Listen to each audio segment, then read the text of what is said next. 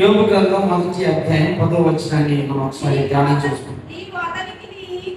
నీవు అతనికి అతని ఇంటి వారికి అతనికి కలిగిన సమస్తమునకును చుట్టూ కంచె వేసితివి కదా. చాలమ్మా, ప్రభు సహాయం కొరకు చిన్న ప్రార్థన చేసుకుందాం. పరిశుద్ధమైన తండ్రి, ప్రేమ స్వరూపుడా, నీ ఘనమైన నామానికి స్తుతులు స్తోత్రములు చెల్లిస్తున్నాము తండ్రి. ఇంతవరకు పాటల ద్వారాను స్తుతి ఆరాధన ద్వారాను మీరు మహిమ పొంది ఉన్నారని నమ్ముతున్నాము నాయన. మరొక శ్రేష్టమైన సమయంలోనికి వచ్చి ఉంటుండగా నీ బిడ్డలందరినీ మీరు దర్శించమని, మరి ముఖ్యముగా నీ దాసుడైన నన్ను నీ ఆత్మచేత అభిషేకించి నీ శిలువ చాటున మరుగుపరుచుకొని నీ నోటి పొరగా వాడుకొనమని, నీ మాట నా నోటి గుండా బయలువెలిచి ఉన్నప్పుడు వింటున్న ప్రతి ఒక్కరికి వినగలిగిన చెవులను గ్రహించగల ఆత్మను, అట్టి కృపను జీవించేటటువంటి తత్వమును నైనా మీరు దయచేయండి. యేసు నామమున ప్రార్థిస్తున్నాను తండ్రి, ఆమేన్. హల్లెలూయా. ప్రియమైన దేవుని సంగమా, చదవబడినటువంటి వాక్య భాగంలో పరలోక రాజ్యంలో ఒక కాన్ఫరెన్స్ జరుగుతూ ఉందంట. ఆ కాన్ఫరెన్స్ దగ్గరికి మరి దేవుడు దేవదూతలన్నీ ఉన్నప్పుడు అక్కడికి అపవాది లూసిఫర్ కూడా వెళ్ళాడంట.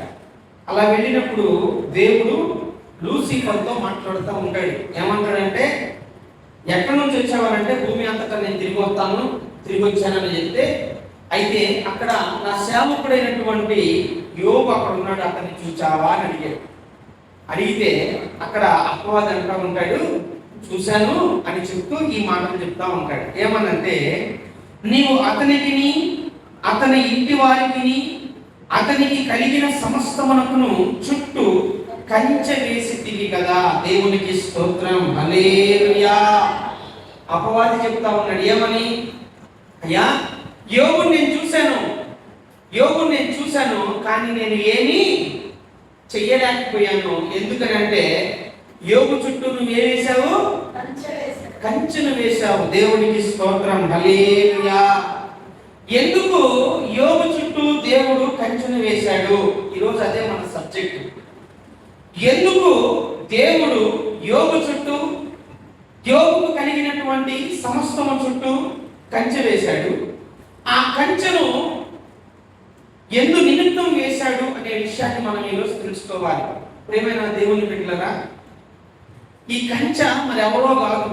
ఈ కంచె ఎవరో అంటే ఒక మాట ఉంటుంది. జకరియా గ్రంథము 2వ అధ్యాయము 5వ వచనములో ఒక మాట ఉంటుంది. చదువుదాం ఆ మాటని. నేను దాని చుట్టూ అగ్ని ప్రాకారముగా ఉండును. నేను దాని మధ్యను నివాసినై మహిమకు కారణముగా ఉండును. దేవునికి స్తోత్రం, హల్లెలూయా. ఏందంట? నేను దాని చుట్టూ అగ్ని ప్రాకారముగా ఉండును. ప్రాకారం అంటే ఏంటో తెలుసుగా?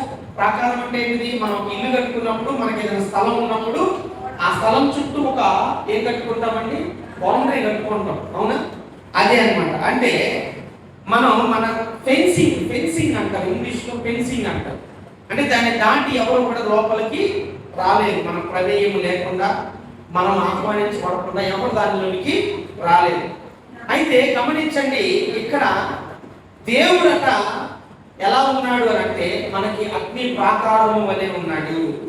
మనకు కలిగిన దాని చుట్టూ ఆయన కంచె వలె ఉన్నాడు.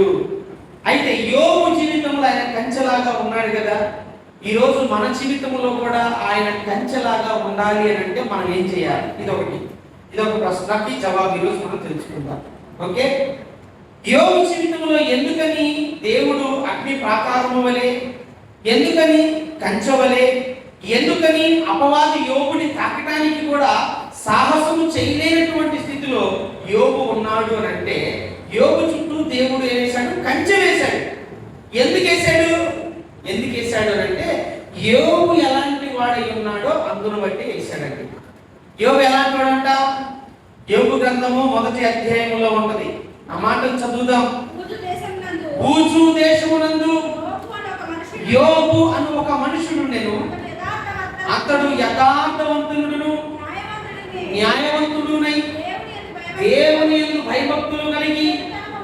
చెడుతనమును విసర్జించిన వాడు. దేవునికి స్తోత్రం, హల్లెలూయా. ఎందుకని దేవుడు యోబు చుట్టూ కంచె వేశాడు? ఎందుకని యోబు యొక్క సమస్తం చుట్టూ కంచె వేశాడు అని అంటే, యోబు ఎలాంటి వాడంట? యోబు యథార్థవంతుడు, యోబు న్యాయవంతుడు, యోబు దేవుని యందు భయభక్తి కలిగి చెడుతనమును విసర్జించిన వాడంట. దేవునికి స్తోత్రం, హల్లెలూయా. అందుకనే కాన్ఫరెన్స్ లోకి వెళ్ళినప్పుడు, చూసావా నా సేవకుడు ఉన్నాడు, నా స్నేహితుడు ఉన్నాడు, చూసావా అని అంటే అంటున్నాడు, చూశాను, నీవు అతనికి కలిగిన దాని చుట్టూను నువ్వు కంచె వేశావు కదా. ఏంటంట? నువ్వు కంచె వేశావు కాబట్టి నేను అతన్ని ఏం చేయలేకపోయా, తాకలేకపోయా. ఇప్పుడు ఒకవేళ యోబు యథార్థవంతుడు కాకపోతే, యోబు న్యాయవంతుడు కాకపోతే, యోబు దేవుని యందు భయభక్తి కలిగి చెడుతనమును విసర్జించిన వాడిగా ఉండకపోతే, నేను అంటాను పరలోక రాజ్యంలో ఈ ప్రశ్న వచ్చేదా? ఈ ప్రశ్న వచ్చేదా? ఎందుకని వచ్చిందో తెలుసా? ఈ ప్రశ్న ఎందుకు వచ్చిందంటే, యోబుని వ్యక్తిత్వం ఉన్నది. యోబు యథార్థవంతుడిగా ఉన్నాడు, న్యాయవంతుడిగా ఉన్నాడు, దేవుని యందు భయభక్తి కలిగి చెడుతనాన్ని విసర్జించాడు. కాబట్టే పరలోక రాజ్యంలో దేవుడు సైతం యోబు గురించి సాక్ష్యం ఇస్తాడంట. దేవునికి స్తోత్రం, హల్లెలూయా. మన గురించి దేవుడు ఆ సాక్ష్యం ఇస్తాడా? ఒకవేళ మన గురించి కనుక సాక్ష్యం ఇస్తే, ఒకవేళ మన గురించి కనుక అనుకున్న సాక్ష్యం ఇస్తే, అప్పుడు అపవాది అనేవాడు, వెళ్ళాను, చూశాను, వేసేసాను, వచ్చాను అంటాడు. ఏమంటాడు? వెళ్ళాను, చూశాను, వేసేసాను, వచ్చేసాను. ఆయన పని ముగించుకున్నాడు. ఇంకా అడిగే అవకాశం కూడా ఇవ్వడం అన్నమాట దేవుడికి. చాలా అయిపోయింది, పని అయిపోయింది అనేవాడు. అవునా? కానీ ఈరోజు దేవుడి దగ్గర ఆ సముఖంలో పరలోక రాజ్యంలో జరుగుతున్నటువంటి ఆ యొక్క మీటింగ్ లో ఈ యొక్క అపవాది అంటా ఉన్నాడు, అతని చుట్టూ అతనికి కలిగిన దాని చుట్టూ నువ్వు కంచేసావు కదయ్యా, నేను ఎట్లా తాకగలను అని అడిగినప్పుడు, అప్పుడు దేవుడు ఏం చేస్తాడంటే, ప్రియమైన దేవుని బిడ్డలారా, అపవాది గారికి అవకాశం ఇస్తాడు. ఆ మాటలు కూడా చదువుదాం. 12వ వచనం చదవండి. అప్పుడు దేవుడు అంటా ఉన్నాడు, యెహోవా అంటున్నాడు, ఇదిగో అతనికి కలిగిన సమస్తము మీదను నీ వశములో ఉన్నది, అతనికి మాత్రము ఏ హానియు చేయకూడదని అపవాదికి సెలవీయగా వాడు యెహోవా సన్నిధి నుండి బయలు వెళ్ళాడంట. దేవునికి స్తోత్రం, హల్లెలూయా. ఈరోజు ప్రియమైన దేవుని బిడ్డలారా, యోబు చుట్టూ ఉన్నటువంటి కంచె యోబుకి కనబడలా. అర్థమైందా? యోబు చుట్టూ ఉన్న కంచె యోబుకి కనబడలా. యోబు చుట్టూ ఉన్న కంచె ఎవరికి కనబడింది? అపవాదికి కనబడింది. ఈరోజు నీ యథార్థమైన జీవితం, ఈరోజు నీ న్యాయపరమైన జీవితం, ఈరోజు నువ్వు దేవుని యందు భయభక్తి కలిగి చెడుతనమును విసర్జించినటువంటి ఆ స్థితి ఎవరికి కనబడిందో తెలుసా? ఎవరికి కనబడింది? నీ చుట్టూ ఉన్నటువంటి శత్రువులకు కనబడింది. నీ చుట్టూ ఉన్నటువంటి అపవాది క్రియలకు, అంటే అపవాది యొక్క తంత్రములుగా వాడబడుతున్న వాడికి కనబడింది. ఇంకా అపవాదికి కనబడింది. వాడి కనబడి ఏమవుతాడో తెలుసా? గజ గజమని వణుకుతాడు. వణుకుతూ అంటాడు, వీడి చుట్టూ ఏముందంటే దేవుని యొక్క కంచె ఉంది, దేవుడే వారికి ప్రాకారముగా, అగ్ని ప్రాకారముగా ఉన్నాడని అక్కడ వాడేమవుతుందంటే వెనక్కి తగ్గిపోతా ఉంటాడు. అక్కడ దేవునికి స్తోత్రం, హల్లెలూయా. కాబట్టి గమనించండి ప్రియమైన దేవుని బిడ్డలారా, ఈ యొక్క 12వ వచనంలో జరిగినటువంటి విషయం ఏంటి అని అంటే, అయ్యా నువ్వు కంచేసావు కదా, నేను ముట్టుకోలేను కాబట్టి అని మాట్లాడినప్పుడు, అప్పుడు దేవుడు ఏం చేస్తాడంటే యోబు కంచెని దేవుడు చేస్తాడండి. దేవునికి స్తోత్రం, హల్లెలూయా. ఇప్పుడు ఒక విషయాన్ని మనం తెలుసుకున్నాం. ఏమని తెలుసుకున్నాం? ఎందుకు దేవుడు యోబు చుట్టూ కంచెను వేశాడు అనేది తెలుసుకున్నాం. ఇప్పుడు మీరు చెప్పగలుగుతారా ఎందుకు వేశాడు కంచెని? ఎందుకు వేశాడమ్మా? ఎవరైనా ఒక్కరు చెప్పండి. అమ్మాయి ఎక్కితే వింటుందా, లేకపోతే మీరు కూడా వింటున్నారా? పాస్టమ్మ గారు తప్ప మీరు ఎవరైనా చెప్పొచ్చు అన్నమాట. అడిగినాం అంత చక్కగా వివరించి చెప్పినా కానీ మీరు అట్లాగే మొహల్ బ్యాలెన్స్ పెట్టాగా. యోబు చుట్టూ దేవుడు ఎందుకు కంచేశాడు? ఎవరంట? యథార్థవంతుడు, న్యాయవంతుడు, దేవుని భయభక్తులు కలిగి చెడుతనాన్ని విసర్జించిన వాడు కనుక దేవుడు ఏం చేశాడు? కంచెని వేశాడు. ఇప్పుడు దేవుని ఆ యొక్క కంచెని మన జీవితంలో మనం కూడా యథార్థవంతులమే. ఎట్లాగా అంటే ప్రియమైన దేవుని బిడ్డలారా, జకర్యా గ్రంథంలో చదివాం కదా, నేను దానికి అగ్ని ప్రాకారము వలె ఉందును అని అంటున్నాడు. దానికి అనే మాటకు అర్థం ఏంటి అని అంటే, ఆ మొదటి అధ్యాయంలో 3వ వచనములో ఉంటుంది ఆ మాట. ఏంటంటే ఆ మాట చదవమ్మా. జకర్యా గ్రంథం మొదటి అధ్యాయం 3వ వచనం. నీవు వారితో ఇట్లను, సైన్యములకు అధిపతియగు యెహోవా సెలవిచ్చిన దేవనగా, మీరు నా తట్టు తిరిగిన ఎడల నేను మీ తట్టు తిరుగుదునని సైన్యములకు అధిపతియగు యెహోవా సెలవిచ్చుచున్నాడు. దేవునికి స్తోత్రం. హల్లెలూయా. ఇక్కడ జకర్యా గ్రంథం 2వ అధ్యాయం 5వ వచనములో నేను దానికి అగ్ని ప్రాకారముల వలె ఉండును అన్నాడు. దానికి అనే మాటకి అర్థం ఏంటంటే, ఇప్పుడు యేసు ప్రభుని అంటే దేవుణ్ణి ఎవరైతే అంగీకరిస్తారో, ఎవరైతే దేవుని వైపు పూర్ణ మనసుతో తిరుగుతారో వారికి అని అర్థం అన్నమాట. అందుకని యోహాను సువార్త 1వ అధ్యాయంలో 14వ వచనంలో ఉంటది,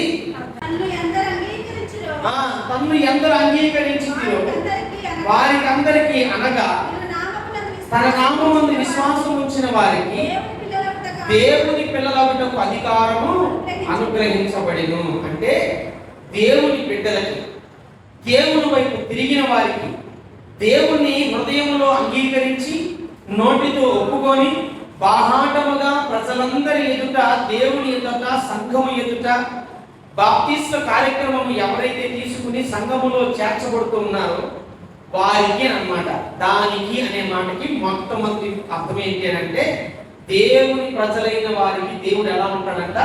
అగ్ని ప్రాకారం వలె ఉంటాడు. కానీ ఆ ప్రాకారం మనకి కనబడదు. మనం కనబడితే మనం ఎలా ఉంటాం తెలుసా? నేల మీద నడుపుతామండి. మనం నేల మీద నిలబడాలి కాబట్టి దేవుడు ఏం చేస్తాడంటే కొన్ని సందర్భాల్లో మనల్ని విడిచిపెడతాడు. అర్థమైందా? అలా దేవుడు విడిచిపెట్టకపోతే మనం నేల మీద నడవము, మనకేమీ కనపడతాము. కొంతమంది ఉంటారండి, వాళ్ళు దీనులుగా దరిద్రులుగా ఉన్నప్పుడు వాళ్ళకి అందరూ కనపడతారు. కొంచెం ఎదిగిన తర్వాత ఏమవుతారు? ఎవరూ కనపడరు, వారే కనపడరు. ఇట్లాంటి కూడా ఉంటుంది. కాబట్టి గమనించాలి ప్రియమైన దేవుని బిడ్డలారా, దేవుడు ఇక్కడ అగ్ని ప్రాకారం వలె మనతో ఉంటాడు. ఇంకా ఏంటి అంటే అదే అధ్యాయములో 1వ అధ్యాయములో 16వ వచనములో ఉంటుంది. కాబట్టి చదవమ్మా. జకర్యా 1వ అధ్యాయం. కాబట్టి యెహోవా సెలవిచ్చినదేమనగా, వాత్సల్యము గలవాడనై నేను యెరూషలేము తట్టు తిరిగి ఉన్నాను, అందులో నా మందిరమును కట్టబడును, యెరూషలేము మీద శిల్పకారులు ఇదే సైన్యములకు అధిపతి యెహోవా వాక్కు. ఇంకను ప్రకటన చేయవలసినదేమనగా, ఇక నా పట్టణములు భాగ్యముతో మరి ఎక్కువగా నింపబడును. ఇకను యెహోవా సియోనును ఓదార్చును, యెరూషలేమును ఆయన ఇకను కోరుకొనును. అంటే ఒకటేమో దేవుని బిడ్డలకి సూచనగా ఉంది, దానికి అగ్ని ప్రాకారమని నేను ఉంటాను అని దేవుడు మాట్లాడుతున్నప్పుడు అది దానికి అనే మాట ఒకటి దేవుని ప్రజల గురించి, రెండవది ఆయన పట్టణము గురించి, మూడవది ఆయన మందిరము గురించి దేవుడు మాట్లాడుతూ ఉన్నాడు. దేవునికి స్తోత్రం. హల్లెలూయా. అర్థమైందా? దేవుని ప్రజలు ఎవరో కాదు, నువ్వు నేనే. దేవుని పట్టణము ఎవరో కాదు, నువ్వు నేనే. దేవుని మందిరము ఎవరో కాదు, నువ్వు నేనే. ఎందుకు? మీ యొక్క దేహం ఏమంట? పరిశుద్ధాత్మకు ఆలయమై ఉన్నదని మీరు ఎరుగరా? ఈరోజు మనం ఎవరిని? దేవునికి ఆలయమై ఉన్నాము, ఆయన ప్రజలై ఉన్నాము, ఆయన పట్టణమై కూడా మనమే ఉన్నాము. దేవునికి స్తోత్రం. హల్లెలూయా. కాబట్టి దేవుడు అంటా ఉన్నాడు, వారికి నేను అగ్ని ప్రాకారముల వలె ఉంటాను. ఎప్పుడు ఉంటాడు అని అంటే యోగులాగా మనం ఉండాలి. యోబులాగా యథార్థవంతులుగా మనం ఉండాలి. యోబులాగా న్యాయవంతులుగా మనం ఉండాలి. యోబులాగా దేవుని యందు భయము భక్తి కలిగి చెడుతనమును విసర్జించిన వారిగా మనం ఉన్నప్పుడు ఆయన మనకి అగ్ని ప్రాకారం వలె, ఆయన మనకి కంచె వలె ఉంటాడు. దానిని దాటడానికి శత్రువుకి ఏ మాత్రము బలము చాలదు. కాబట్టి గమనించండి ప్రియమైన